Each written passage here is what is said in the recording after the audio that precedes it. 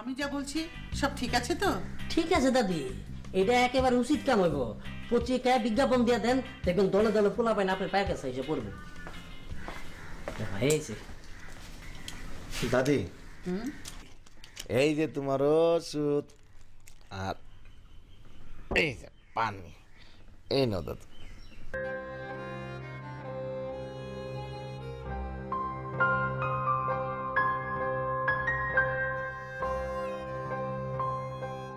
দাদি, তোমার ডাক্তারে কি কইছে জানো?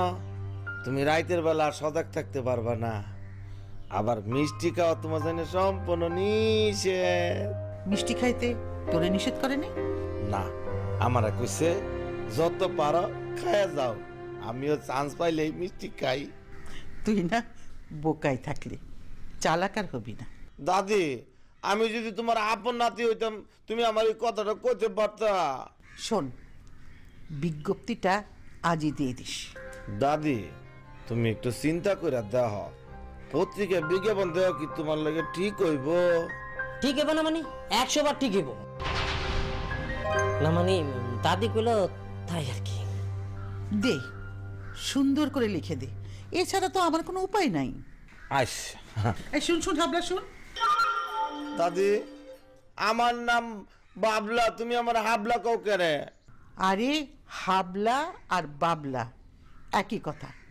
শোন, বিজ্ঞপ্তিটা আজই দিয়ে দিস। পত্রিকায় ছাপাই দিমু? আচ্ছা ঠিক আছে। দাদি, আমার কোনোদিন হাবলা করবে না, আমি কিন্তু বাবলা। আচ্ছা বাবলা। হ্যাঁ, আমি বাবলা। পত্রিকায় খবর ছাপা হইব, পাত্ররা লাইন ধরে আইব, আমি তার মধ্যে থেকে সুন্দর একটা বর বাছাই করব। দাদি, তুমি এসব কি শুরু করছো? কেন, কি হয়েছে? কি হয়েছে মানে? কি হয়েছে তুমি বোঝো না? না তো। তুমি এই বয়সে বিয়ে করবা?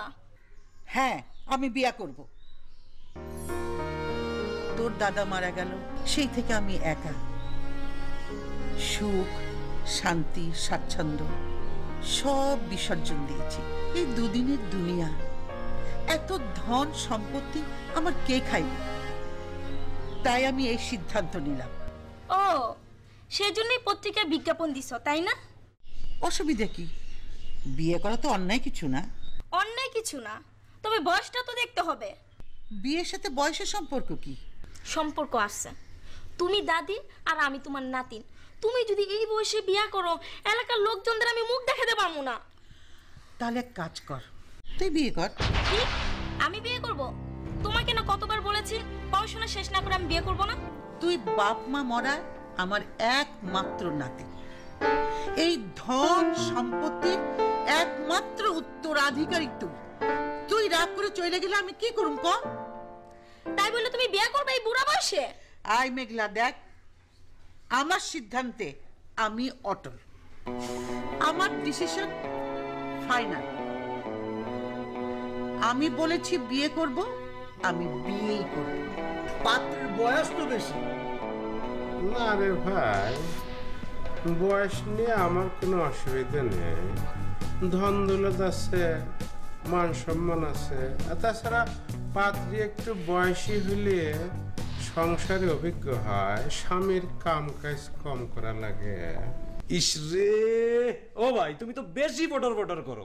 তুমি ইন্টারভিউ ট্রেনিং দেওয়া তাইছো আর আমরা কি তা গাছ কাটা তাইছি নি? দেখা যাইবো কে পাস করে। আগে ঘুমাও। ঘুমাই ভরি।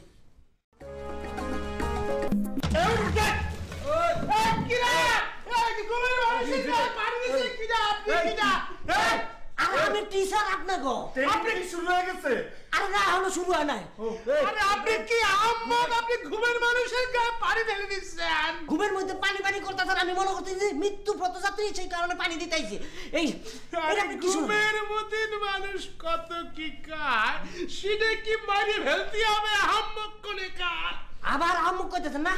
এই যে শোনেন, আপনার কারণে শীত হয়ে ঘুমায় পড়েন, কালকে সকালবেলা আপনাকে ট্রেনিং শুরু হয়ে দেবো। স্টুডেন্ট মহোদয়গণ, আমি এখন আপনাদেরকে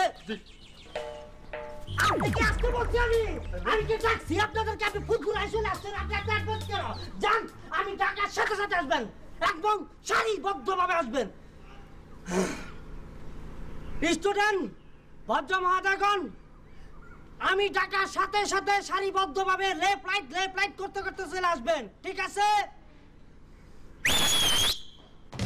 এই খেলাতে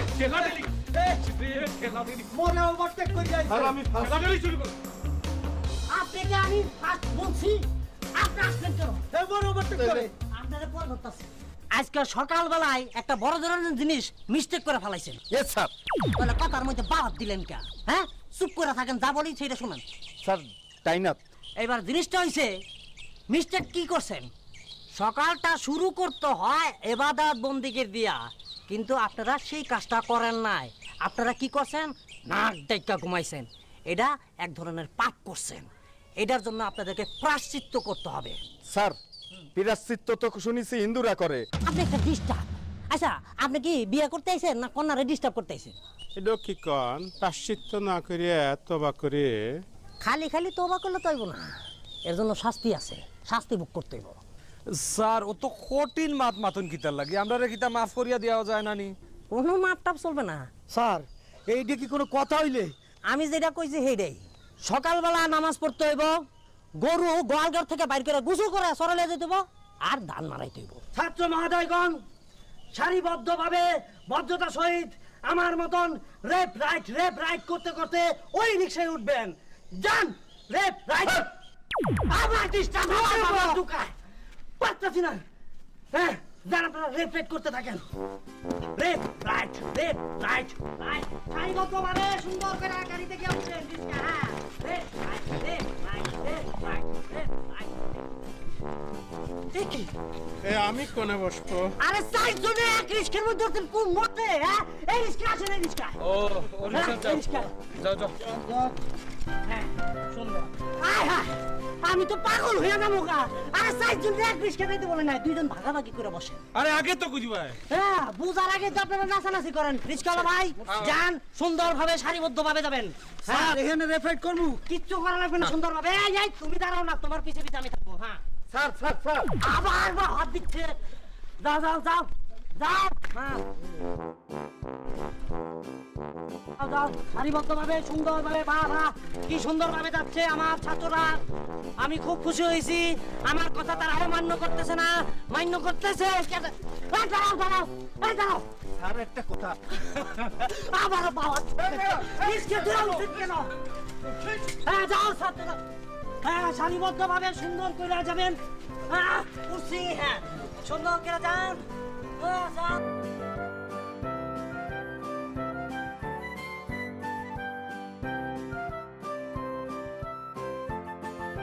ছাত্র মহোদয়গণ, বাড়ির থেকে এই জায়গা পর্যন্ত 5 মাইল। আমাদের স্থান এই জায়গায় সমাপ্ত। সারিবদ্ধভাবে হাঁটতে হাঁটতে বাড়ি পর্যন্ত যাবেন। আমি আপনাদেরকে ফলো করব রিস্কার মাধ্যমে। আপনারা নেমে পড়ুন সারিবদ্ধভাবে। এবার আপনারা সোজা হয়ে আমার পিছে পিছে হাঁটুন। আমি আপনাদেরকে ফলো করতেছি। যে আগে যাবেন সে ফার্স্ট হবেন, আর যে পিছে থাকবেন সে বেতার বাড়ি খাবেন। এবার আপনারা যাইতে থাকেন, আমি আপনাদের পিছনে পিছনে ফলো করছি। স্যার, আমার কথার মধ্যে বা হাত দিচ্ছে। যান আপনারা। হ্যাঁ, রিক্সা এদিকে আসো। স্যার, হ্যাঁ, একটা কথা স্যার। বেদবি সে আমার পাশ হয়ে যাচ্ছে। রিক্সা ফলো মি আমাকে।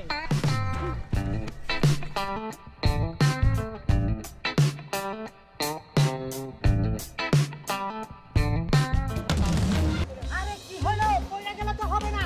আর তিনজনে আরেকজনকে ফালায় কেমনে যান? এখান থেকে বাছাই করতে হবে। হ্যাঁ, তিনজনকে ওনাকে সহযোগিতা করতে হবে। তিনজনকে পানি দাও। আরে পানি পড়ে যান তিনজনকে।